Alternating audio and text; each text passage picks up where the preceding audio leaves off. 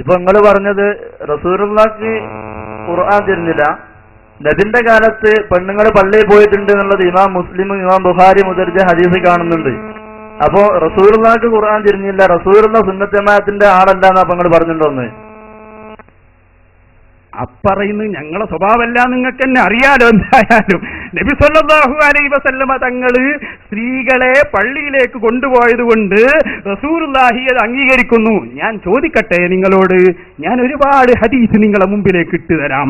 ആ സദസ്സിൽ നിങ്ങൾക്ക് കാണാം നബി സല്ലല്ലാഹു അലൈഹി വസല്ലമ തങ്ങളെ കാലത്ത് കള്ള് കുടിച്ച് റസൂലുള്ളാഹിന്റെ സമീപത്തേക്ക് വന്ന ഒരുപാട് സംഭവം ഞാൻ ഹദീസിൽ വെച്ച് പറഞ്ഞു തരും.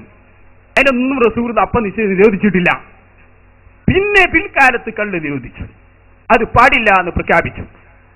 പിന്നെ ആരും കള്ളു കുടിച്ചിട്ടില്ല, റസൂലുള്ളാഹി അത് നിരോധിച്ചിട്ടുണ്ട്.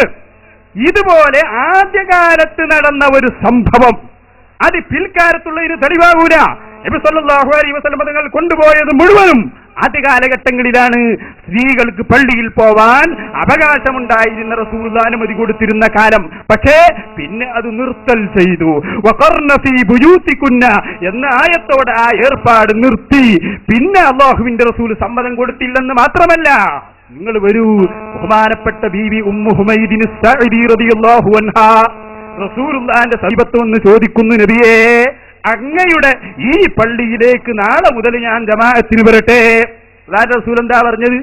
ഒരു സെട്ട് കെട്ടിത്തരാ, പരമാവധി സൗകര്യം ഒരുക്കി തരാ, നാളെ മുതൽ എല്ലാരും കൊണ്ടുവരണം, അത് തന്നെ ഔറത്ത് മറക്കാതെ വരണം.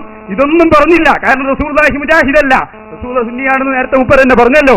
അതുകൊണ്ട് നബി തങ്ങൾ പറഞ്ഞു, പെണ്ണേ പിരിഞ്ഞു പോവണം, നീ പറഞ്ഞു കൊടുക്കണം, സ്ത്രീകൾ അവരുടെ വീടിന്റെ ഉള്ളിൽ വെച്ച് നിസ്കരിക്കലാണ് ഏറ്റവും ഉത്തമമെന്ന് ബഹുമാനപ്പെട്ട മുഹമ്മദ് റസൂലുള്ളാഹി.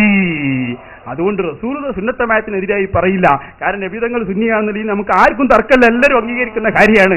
അതുകൊണ്ട് റസൂലുള്ളാഹിയുടെ കാലത്ത് പോയി എന്ന ഹദീസിൽ കാണുന്നതൊക്കെ ആദ്യ കാലഘട്ടങ്ങളിലാണ്.